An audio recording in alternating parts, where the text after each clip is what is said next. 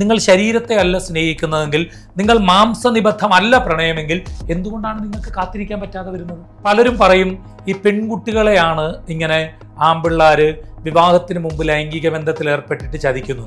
പക്ഷേ അതൊരു തെറ്റാണ് കേട്ടോ. പെൺകുട്ടികളായാലും ആൺകുട്ടികളാണെങ്കിലും അവർ ജോലി കിട്ടി, അവരൊരു വരുമാനമുണ്ടാക്കി, അവർ എപ്പോൾ ഇൻഡിപെൻഡൻ്റ് ആകുന്നു എന്ന് നമുക്ക് ബോധ്യമാകുന്നു, അപ്പോൾ മാത്രമേ കല്യാണം നടത്താവൂ. പണ്ടിങ്ങനെ ശാന്തി മുഹൂർത്തം എന്നൊക്കെ പറഞ്ഞൊരു മുഹൂർത്തം എടുത്തിട്ട് സൽസന്താന ജനനത്തിനു വേണ്ടി എന്നൊക്കെ ഒരു കാര്യമുണ്ട്. പ്രണയിക്കുമ്പോൾ നിങ്ങൾ നിങ്ങളുടെ ജീവിതത്തിൽ നഷ്ടപ്പെടുത്തി കളയുന്നത് എന്തൊക്കെയാണ് എന്നൊരു ബോധം നിങ്ങൾക്ക് വേണം. ഇനി നമ്മളോടൊപ്പം ഉള്ളത് ഹരി പത്തനാപുരമാണ്. നമസ്കാരം ചേട്ടാ. നമസ്കാരം ചേട്ടാ. ചേട്ടൻ്റെ കഴിഞ്ഞൊരു സെക്ഷൻ മുഴുവൻ ഞാൻ കേൾക്കുന്നുണ്ടായിരുന്നു. അപ്പോൾ അതിനകത്തിൽ ഒരു ഫോൺ കോളിൻ്റെ കാര്യമൊക്കെ പറഞ്ഞിട്ടില്ലേ? അപ്പോൾ ഈ ശാന്തി മുഹൂർത്തം എന്നൊക്കെ പറയുന്ന കാര്യം ശരിക്കും അതിൻ്റെ ഒരു കാര്യം എന്താണ്? അതിപ്പോൾ ഈ ഒരു ജനറേഷൻ എടുത്ത് നോക്കുകയാണെങ്കിൽ ഇങ്ങനത്തെ ഒരു കാര്യങ്ങളൊന്നും വലിയൊരു പ്രാധാന്യം നമ്മൾ കൊടുക്കുന്നില്ല. അപ്പൊ ഇത് ഉണ്ടാക്കി വെച്ചതിന് എന്തെങ്കിലും ഒരു കാരണം കാണില്ലേ? അന്ന് നമ്മൾ ഈ ഒരു കാലത്ത് അന്നത്തെ കാലത്തിന് അനുകൂലമായ രീതിയിൽ പല കാര്യങ്ങളും സംസാരിക്കുകയും അന്ന് നിയമങ്ങളൊക്കെ പലതും ഉണ്ടാവും. നമ്മുടെ കൺമുമ്പിലൂടെ തന്നെ എന്തെല്ലാം കാര്യങ്ങളിൽ ആചാരങ്ങളാണെങ്കിലും നിയമങ്ങളാണെങ്കിലും ഒക്കെ മാറ്റങ്ങൾ വരുത്തി വരുന്നത് നമ്മൾ നമ്മുടെ കൺമുമ്പിൽ കണ്ടിട്ടുണ്ട്. നല്ല സന്താനം ഒക്കെ ഉണ്ടാവാൻ വേണ്ടി ഒരു ശാന്തി മുഹൂർത്തം എന്ന സമയത്തായിരിക്കണം എന്നൊക്കെ പണ്ട് വിശ്വസിച്ചിരുന്ന ഒരു കാലം ഉണ്ടായിരുന്നു. പിന്നെന്ന് വെച്ചാൽ നമ്മൾ കുറച്ചുകൂടി ഇതിനെപ്പറ്റി ഡീപ്പായിട്ട് പഠിക്കുകയൊക്കെ ചെയ്യുമ്പോൾ ഇത് എപ്പോഴാണ് ജനനം ഉണ്ടാകുന്നത്, എന്താണ് ജനനം, ഇവരിപ്പോൾ ഡെലിവറിയുടെ കാര്യത്തിൽ പോലും ഇപ്പം നമുക്ക് സമയം നോക്കി പ്രസവിക്കാൻ കഴിയുന്ന ഒരു കാലത്താണ് നമ്മളിപ്പോൾ ജീവിക്കുന്നത്. പണ്ട് അങ്ങനെ ഉണ്ടായിരുന്നില്ലല്ലോ. അപ്പോൾ പല കാര്യങ്ങളിലും മാറ്റമുണ്ട്. പണ്ടിങ്ങനെ ശാന്തി മുഹൂർത്തം എന്നൊക്കെ പറഞ്ഞൊരു മുഹൂർത്തം എടുത്തിട്ട് സൽസന്താന ജനനത്തിനു വേണ്ടി എന്നൊക്കെ ഒരു കാര്യമുണ്ട്. പക്ഷെ ഇത് എഫക്റ്റീവ് ആണോ എന്നുള്ള കാര്യത്തിലാണല്ലോ പ്രശ്നം. പിന്നെ അന്നത്തെ ഒരു വിശ്വാസം അതുണ്ടായിരുന്നു എന്നുള്ളത് മാത്രമാണ്. അല്ലാതെ ഈ വിവാഹ ജീവിതത്തിന് മുമ്പുള്ള ലൈംഗിക ബന്ധം അത് പാപമാണ് എന്ന് പറഞ്ഞു വെക്കുന്നുണ്ടല്ലോ, അതൊരു പാപമായി മാറുന്നത് എങ്ങനെ? അല്ല, അതിനകത്തൊരു കാര്യം എന്ന് വെച്ചാൽ ഇപ്പം പണ്ടാണെങ്കിൽ പണ്ട് അതിനെ ഒരു പാപമായി കണക്കാക്കുന്ന ഒരു കാര്യമുണ്ട്. ഇന്നത്തെ കാലത്ത് വിവാഹത്തിന് മുമ്പ് ഒരു ലൈംഗിക ബന്ധത്തിൽ ഏർപ്പെട്ടിട്ട് അത് വിവാഹത്തിലേക്ക് എത്തിക്കുന്ന എത്ര ആളുകളുണ്ട്? കുറവാണ്, വളരെ കുറവാണ്. കാരണം അവർക്ക് ആ ഒരു ഇൻട്രസ്റ്റ് ഇല്ല. അത് പലപ്പോഴും ഇത് പലരും പറയും ഈ പെൺകുട്ടികളെയാണ് ഇങ്ങനെ ആൺപിള്ളാര് വിവാഹത്തിന് മുമ്പ് ലൈംഗിക ബന്ധത്തിൽ ഏർപ്പെട്ടിട്ട് ചതിക്കുന്നു. പക്ഷേ അതൊരു തെറ്റാണ് കേട്ടോ. എനിക്കറിയാവുന്ന, ഞാൻ അത്ഭുതപ്പെട്ടു പോയിട്ടുള്ള 1-2 കേസുകളിൽ ആൺകുട്ടികൾ വന്നിട്ട് എന്നോട് പറഞ്ഞിട്ടുണ്ട്, ചേട്ടാ എനിക്ക് അവളെ തന്നെ കെട്ടണം, പക്ഷെ അവളിപ്പോൾ എന്നെ വേണ്ടെന്ന് പറഞ്ഞിട്ട് ഒഴിവാക്കി കളയുകയാണ്. അപ്പം ഞാൻ ചോദിച്ചു, ഞാൻ പറഞ്ഞ മോനെ നീ പോകുന്നെങ്കിൽ പോട്ട്, നിനക്ക് വേറൊരു പെണ്ണിനെ കിട്ടില്ലേ, നിനക്കൊരു നല്ല ജോലിയെല്ലാം മേടിച്ചിട്ട് നീ കെട്ടെന്ന് പറയുമ്പം അവൻ മടിച്ച് എന്നോട് ഒരാളല്ല കേട്ടോ, ഒന്നിലധികം ആളുകളാണ്. കമ്പാറ്റബിളി പെൺകുട്ടികളാണ് ഇങ്ങനെ പറയുന്നത് കൂടുതൽ, എങ്കിലും ആൺകുട്ടികളുമുണ്ട്. എന്നോട് പറഞ്ഞു, ചേട്ടാ ഞങ്ങൾ തമ്മിൽ ഫിസിക്കൽ റിലേഷൻഷിപ്പ് ഉണ്ടായിട്ടുണ്ട്, അതുകൊണ്ട് എനിക്ക് അവളെ ഒഴിവാക്കാൻ വലിയ പാടാണ് എന്ന് പറയുന്നതും ഉണ്ട്. പക്ഷെ എന്തുകൊണ്ടാണ് അതായത് നമുക്ക് എല്ലാത്തിനും ഓരോ കാലമുണ്ട്, എല്ലാത്തിനും. അതിപ്പം ഇന്നത്തെ കാലത്ത് ഞാൻ ഈ പറയുന്നതൊക്കെ ഒരു സദാചാര പോലീസിങ് എന്ന് വേണമെങ്കിൽ വ്യാഖ്യാനിക്കാൻ കഴിയുന്ന ഒരു കാലമാണ്. നമുക്ക് പഠിക്കേണ്ട ഒരു കാലമുണ്ട്. നമ്മൾ എപ്പോഴും ഒരു ഡിസിഷൻ മേക്കിംഗ് എന്ന് പറയുന്നതിന് നമ്മുടെ ബ്രെയിൻ ഒരു കപ്പാസിറ്റി ഉണ്ടാകുന്ന, ഡിസിഷൻ മേക്കിങ്ങിന് കഴിവുണ്ടാക്കിയെടുക്കുന്ന ഒരു കാലമുണ്ട്. ആ കാലം വരെ നമ്മൾ എടുക്കുന്ന ഡിസിഷൻസ് ഒരു പക്ഷേ ശരിയാകണം എന്നില്ല. ഒരു ചെറിയ പ്രായത്തിൽ പ്രണയിക്കുന്ന ഒരു പെൺകുട്ടിയെ സംബന്ധിച്ച് ആ പെൺകുട്ടിക്ക് ജീവിതത്തിൻ്റെ പിന്നീടുള്ള കാര്യത്തെപ്പറ്റി ചിന്തിക്കത്തേയില്ല. പെൺകുട്ടിയാണെങ്കിലും ആൺകുട്ടിയാണെങ്കിലും എങ്ങനെയാണ് വിവാഹത്തിന് ശേഷം കഴിയുന്നത്, എന്തെല്ലാമാണ് നമ്മുടെ ജീവിതത്തിലുണ്ടാകുന്ന പ്രശ്നങ്ങൾ, എന്തെല്ലാം ചെലവുകൾ, എന്തെല്ലാം പ്രതിസന്ധികളെ നമ്മൾ അഭിമുഖീകരിക്കേണ്ടി വരുമെന്ന് നമ്മൾ ആരും ചിന്തിക്കില്ല. അതിപ്പോൾ ഞാനാണെങ്കിലും ആതിരയാണെങ്കിലും ആരാണെങ്കിലും അത് ചിന്തിക്കത്തില്ല. നമുക്ക് പ്രണയിക്കുമ്പോൾ ആ സമയത്ത് എന്ത് ചെയ്യാം, ആ സമയത്ത് സന്തോഷം കിട്ടാൻ എന്ത് ചെയ്യാം എന്നൊരു കാര്യമുണ്ട്. അങ്ങനെയാണ് ഈ ഫിസിക്കൽ റിലേഷൻഷിപ്പിലേക്കൊക്കെ പലരും പോകുന്നത്. ഇത് പെൺകുട്ടികൾ കുറച്ചുകൂടി ഇമോഷണലി ആ സമയത്ത് അറ്റാച്ച്ഡ് ആവും, അതിനുശേഷവും അറ്റാച്ച്ഡ് ആവും. പക്ഷെ ഒരു ആൺകുട്ടികൾ, എല്ലാവരെയും പറയുന്നില്ല, കുറച്ച് ആൺകുട്ടികളെ സംബന്ധിച്ച് ഇത് കഴിയുമ്പോൾ അവർക്ക് ഇമോഷണൽ അറ്റാച്ച്മെന്റ് കുറച്ച് കുറയും. അപ്പോഴാണ് പിന്നീട് ഇവരെ എങ്ങനെങ്കിലും ഒഴിവാക്കിയാൽ മതി എന്നൊരു തോന്നൽ ഇതുണ്ടാവുകയും പിന്നീട് ഒഴിവാക്കുകയും അത് പിന്നീട് പ്രശ്നമായി വരികയും ചെയ്യുന്നത്. എന്തുകൊണ്ടാണ് നിങ്ങൾ ആത്മാർത്ഥമായി നിങ്ങളുടെ ഒരു പെണ്ണിനെ ആണെങ്കിലും ആണിനെ ആണെങ്കിലും നിങ്ങൾ സ്നേഹിക്കുന്നു എങ്കിൽ വിവാഹം എന്ന് പറയുന്ന ഒരു കർമ്മത്തിലേക്ക് എത്തുന്നത് വരെ നിങ്ങൾ ശരീരത്തെ അല്ല സ്നേഹിക്കുന്നതെങ്കിൽ, നിങ്ങൾ മാംസനിബദ്ധമല്ല പ്രണയമെങ്കിൽ എന്തുകൊണ്ടാണ് നിങ്ങൾക്ക് കാത്തിരിക്കാൻ പറ്റാതെ വരുന്നത്?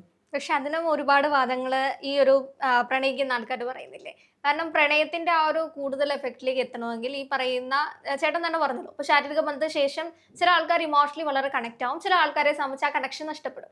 അപ്പോൾ ചിലരെ സംബന്ധിച്ച് ആ ഒരു കണക്ഷൻ ഉണ്ടാവണമെങ്കിൽ ശാരീരികപരമായും അവർ ബന്ധപ്പെടണം എന്നൊരു വാദം കൂടെ അവർ പറയുന്നുണ്ട്. ഇങ്ങനെ പറഞ്ഞു തന്നെയാണ് കൺവീൻസ്ഡ് ആക്കിയിട്ട് പല ഈ ലൈംഗിക ബന്ധങ്ങളും ഇവിടെ നടക്കുന്നത്. ഈ ചെറിയ പ്രായത്തിൽ ഇപ്പൊ ആ കുട്ടീനെ തന്നെ ആ ഒരു ജ്യോതിഷ സംബന്ധമായിട്ടാണ് ഇൻഫ്ലുവൻസ് ചെയ്തിട്ടുണ്ടെങ്കിൽ ചിലർ ഈ വാദപ്രകാരമാണ് കൺവീൻസ് ചെയ്യുന്നത് ഇത്തരം ബന്ധങ്ങളിലേക്ക്.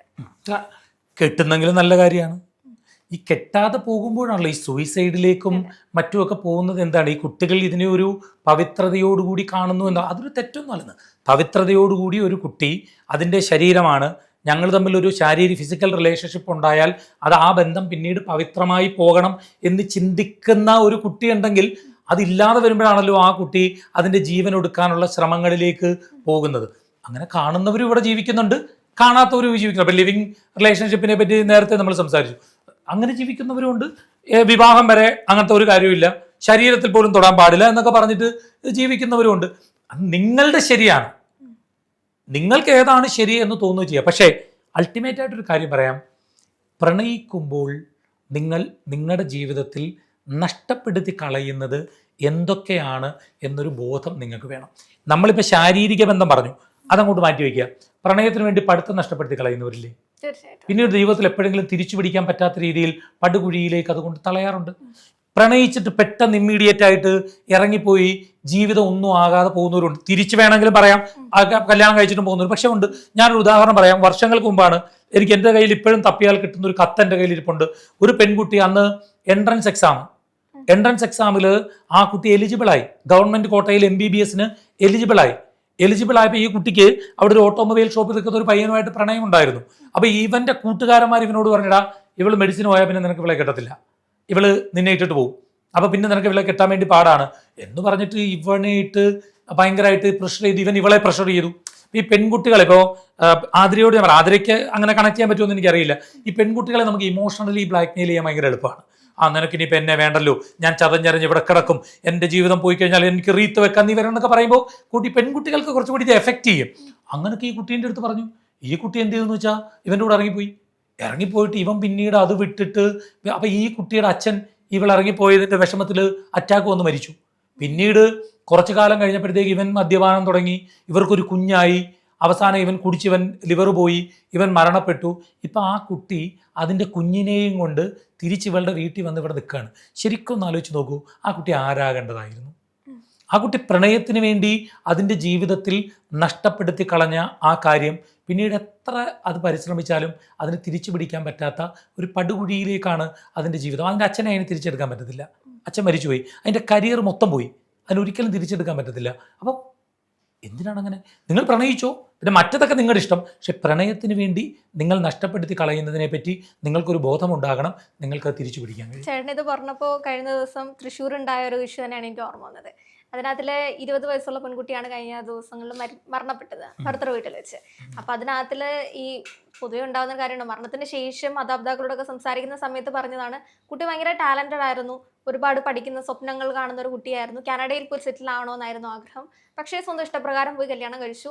പിന്നീട് തിരിച്ചവർക്ക് വീട്ടിലേക്ക് വരാൻ പറ്റാത്ത ആ ഒരു ഈ പാട്രിയാർക്കിക്കൽ സിസ്റ്റത്തിൽ ഞാൻ എടുത്ത തീരുമാനമായി തെറ്റിയെന്ന് മനസ്സിലാവുന്ന ഒരു നിമിഷം ഉണ്ടല്ലോ, അങ്ങനെയാണ് അത് ജീവൻ അവസാനം. പക്ഷെ അത് മാത്രമല്ല, ഇവിടെ വേറൊരു പ്രശ്നം കൂടെ ഞാൻ പറയാം, വളരെ അഡ്രസ്സ് ചെയ്യപ്പെടേണ്ട ഒരു പ്രശ്നം കൂടെ ഞാൻ പറഞ്ഞുതരാം. അതായത് പല പെൺകുട്ടികളുടെയും ജാതകം നോക്കിയിട്ട് ഇന്ന പ്രായത്തിനുള്ളിൽ കല്യാണം കഴിക്കണം എന്ന് പറഞ്ഞിട്ട് 20 വയസ്സിന് മുമ്പ് കല്യാണം കഴിപ്പിച്ചു വിടണം എന്ന് നിർബന്ധിച്ചുകൊണ്ട് നടക്കുന്ന ഒരു കാര്യം ഇപ്പോഴും ഇവിടെ നടക്കുന്നുണ്ട്. പക്ഷേ ഇൻഡിപെൻഡന്റ് ആയിട്ട് കല്യാണം കഴിപ്പിക്കാവും. അല്ല, 20 കഴിഞ്ഞ് കഴിഞ്ഞാൽ പിന്നെ 30 ഉള്ളൂ എന്ന് പറയും. വെറുതെയാണ്. അത് ഞാൻ വളരെ ബോധത്തോടു കൂടി പറയണം, അങ്ങനെ ഒരു കാര്യമില്ല. നിങ്ങൾ പേരൻസ് ഇത് കേൾക്കുന്നെങ്കിൽ നിങ്ങൾ മനസ്സിലാക്കുക, പെൺകുട്ടികളെ സംബന്ധിച്ച്, പെൺകുട്ടികളായാലും ആൺകുട്ടികളാണെങ്കിലും അവർ ജോലി കിട്ടി, അവരൊരു വരുമാനമുണ്ടാക്കി, അവർ എപ്പോൾ ഇൻഡിപെൻഡൻ്റ് ആകുന്നു എന്ന് നമുക്ക് ബോധ്യമാകുന്നു, അപ്പോൾ മാത്രമേ കല്യാണം നടത്താവൂ. ഇതുപോലെ എനിക്കറിയാവുന്ന ഒത്തിരി കേസുകളിൽ ഈ ആലോചിച്ചുറപ്പിച്ച് കല്യാണം നടത്തിയത് പോലും ചെറിയ പ്രായത്തിൽ കെട്ടിയിട്ട് അവസാനം ജീവിക്കാൻ പറ്റാതെ ഈ കുട്ടിക്ക് അവിടെ പിടിച്ചു നിൽക്കാൻ പറ്റാതെ ആത്മഹത്യ ചെയ്ത എത്ര കേസുകളുണ്ട്, ധാരാളം കേസുകളുണ്ട്. അപ്പോൾ ഇൻഡിപെൻഡൻസി ആണ് ഇതിൻ്റെ മുഖ്യമായിട്ടുള്ള ഫിനാൻഷ്യലി ആൻഡ് മെന്റലി ഒരു ഇൻഡിപെൻഡൻ്റ് ആവണം. അവർക്ക് ജോലിയും സെക്യൂർ ആകുക, ലൈഫ് എന്നിട്ട് കെട്ടിയാൽ മതിയെന്നേ. അതുവരെ പ്രേമമെങ്കിൽ പ്രേമം, പക്ഷെ അതൊക്കെ അതിന്റെ വഴിക്ക് സൈഡിൽ കൂടെ വിടുക, ഇരുന്ന് പഠിക്കുക, നല്ലൊരു ജോലി മേടിക്കുക. അതായിരിക്കണം നമ്മുടെ ഈ ഒരു ജനറേഷനിൽ കുറച്ചുകൂടെ പക്ഷേ ഈ ജനറേഷൻ അങ്ങനെ അല്ലെന്നുള്ളതാണ് എനിക്ക് എൻ്റെ ഇതുവരെയുള്ള ഒരു അനുഭവങ്ങളിൽ നിന്ന് എനിക്ക് തോന്നുന്നത്. പിന്നെ ഇത്രത്തോളം നേരത്തെ പറഞ്ഞ പോലെ ഫിസിക്കൽ റിലേഷൻഷിപ്പിൽ എത്രയും മെന്റലി അറ്റാച്ച്ഡ് ആകുന്നു എന്നൊന്നും എനിക്കറിയില്ല. കുറവാണ്. ശരിയായിരിക്കാം മേ ബി. പക്ഷെ അങ്ങനെയുള്ളവരും ഉണ്ട് കേട്ടോ. ഞാനൊരു പറഞ്ഞില്ല, ഒരു പയ്യൻ വന്നെന്നോട് പറഞ്ഞു, ഒന്നിലധികം പയ്യന്മാർ വന്നെന്നോട് പറഞ്ഞതിൽ എനിക്കൊരു അനുഭവം, ഞാൻ അത്ഭുതപ്പെട്ടു. സമൂഹത്തിലുള്ള ഒരു ഇതാണല്ലോ, സ്ത്രീകൾക്ക് മാത്രമേ അങ്ങനത്തെ തോട്ട്സ് വരുള്ളൂ, പുരുഷന്മാർക്ക് അല്ലല്ല, വെറുതെയാണ്. 100% എനിക്ക് അനുഭവമുള്ളതാണ്. ഞാൻ തന്നെ അവരോട് പറഞ്ഞടാ, നീ അല്ലാതെ ഞാനാണെങ്കിൽ പോലും എന്തായാലും കഴിഞ്ഞു, കിട്ടി, അവള് പോകുന്നെങ്കിൽ പോട്ടെ എന്ന് ചിന്തിക്കുമ്പോൾ വളരെ സീരിയസ് ആയിട്ട് ആ പയ്യന്മാര് അതിനെ എടുത്തു. പിന്നെ നമ്മൾ അവരുടെ മൈൻഡിനെയൊക്കെ ഡൈവേർട്ട് ചെയ്ത് വിട്ടിട്ട് അവര് ജീവിക്കാനുള്ള പ്രേരണകളൊക്കെ നൽകി അവരെ നല്ല രീതിയിൽ കൊണ്ടുപോകുന്നുണ്ട്. പോയിട്ടുണ്ട് ഇപ്പോ. പോട്ടെ.